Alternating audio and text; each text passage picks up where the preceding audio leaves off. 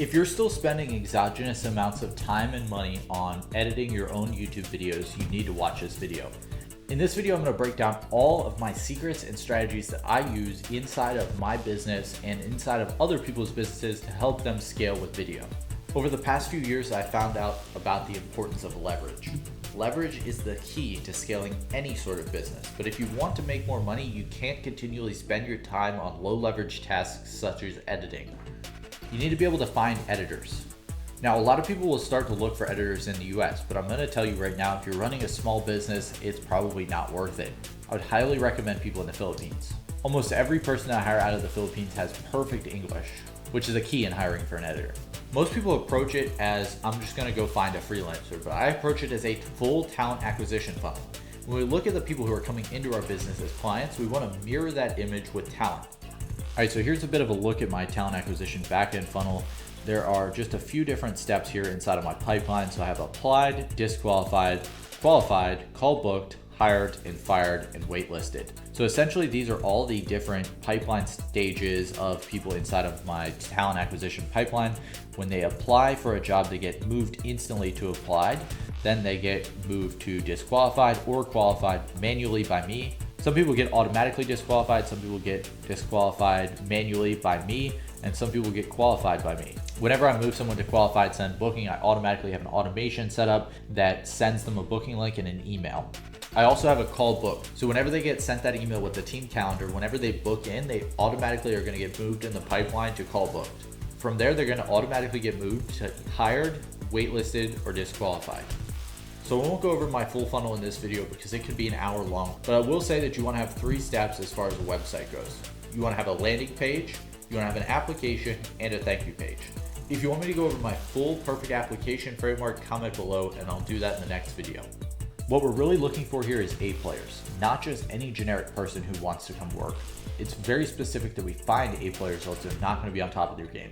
Never, and I mean never, hire on an hourly rate. That's the biggest red flag that I see when people hire VAs and hire editors, is hiring on an hourly rate. Instead, you should be hiring on a PPV, pay per video, or PPW, pay per week basis.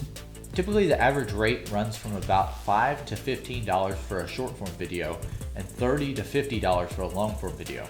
If you're looking for editors for this price in the Philippines, check out onlinejobs.ph. They're the best when it comes to hiring Filipino workers.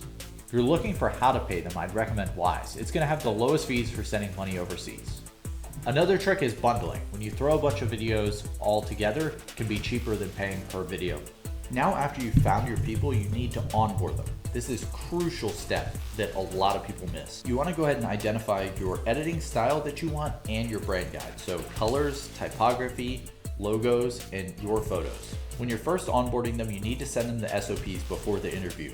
When you hop on the interview call, you're looking for a few things. One of those things is that they know how to operate your business through the SOPs. When I'm looking at who to hire, I'm looking for a few different things. One is cultural consonance. Do their values align with mine? Will the individual be a catalyst for the team? And can they thrive in the specific work environment and atmosphere that they're given? Next up is competence compatibility. They need to have a proven track record of the skills that fit in with the specific role. They also need to have commitment congruence. They need to be just as committed as I am or more.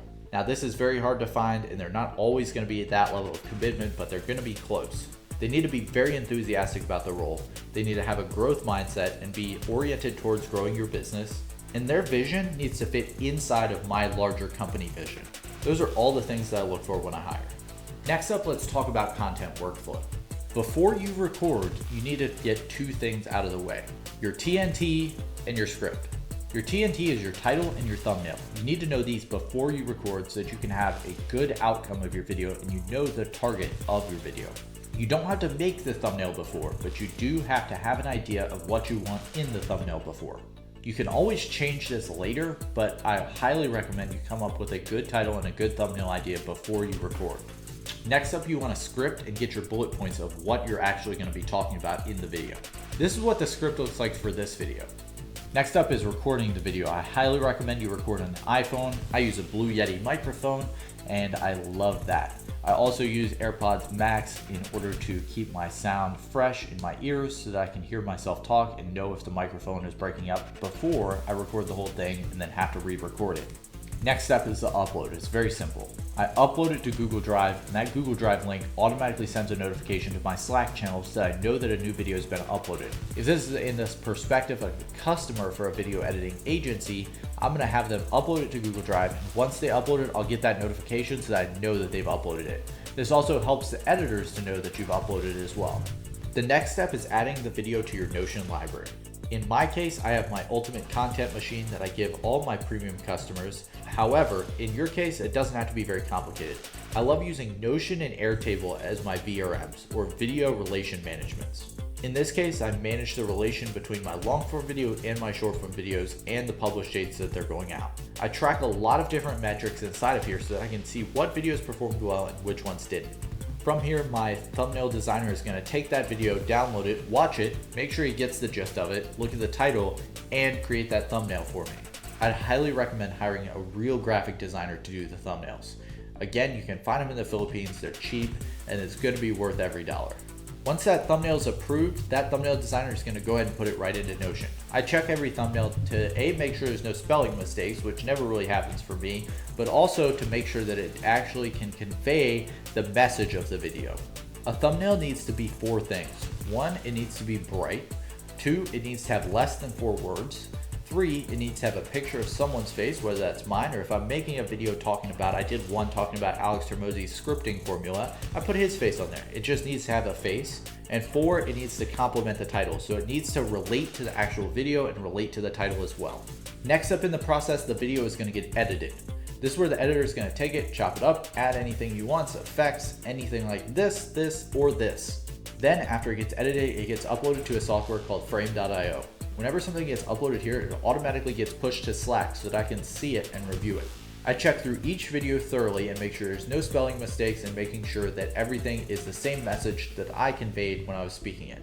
Sometimes things can get lost in translation or be off brand, so it's very important that you check over everything and make sure that it's actually what you want it to be and what you perceived it in your vision for the video.